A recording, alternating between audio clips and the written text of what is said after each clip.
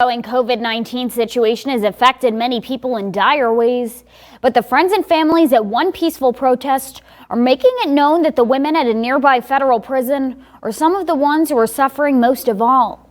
Newswatch reporter Catherine Skeldon has that story. The women at Alderson Federal Prison are suffering, insist the adamant voices of their friends and families at a peaceful protest Wednesday in downtown Alderson, and it's all due to a rampant COVID-19 outbreak, a short supply of staff, and authorities who don't seem to care, they claim.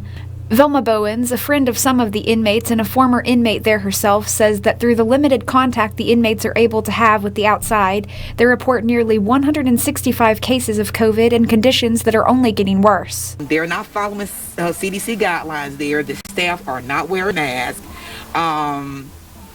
The inmates have to buy their own meds, and at one point they had cut the commissary limit down to $25, which is not a lot of money to buy your personal items plus your own meds. Friends and loved ones of the inmates have tried to reach out to various authority figures within and outside of the prison, but to no avail. And a mother of one of the inmates, Anita Remy, says that even despite some of the health conditions being dire, they continue to receive no proper medical treatment or attention. My daughter, for one, has COVID and has had to go to the hospital.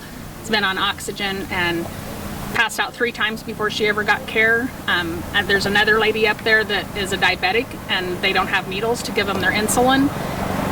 They're not providing the proper health care to help these women get over it. Loved ones claim that visitation to the prison stopped in March of 2020, and once the CARES Act was put into place to potentially get inmates out, reports of guards instigating fights with the inmates started to come about, riding the inmates up and ensuring they cannot leave. But the loved ones of the inmates feel as though releasing them is the only logical step left to take. If they're at a camp, there's a few things that's why they're there.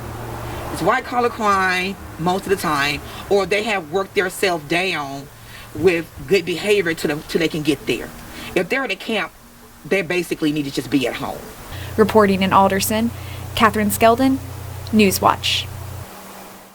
With such bad conditions, the friends and families want their loved ones in the prison to be able to go home and be put on house arrest for the remainder of their sentence. They plan to continue the protests until the issue is finally heard by the prison authorities.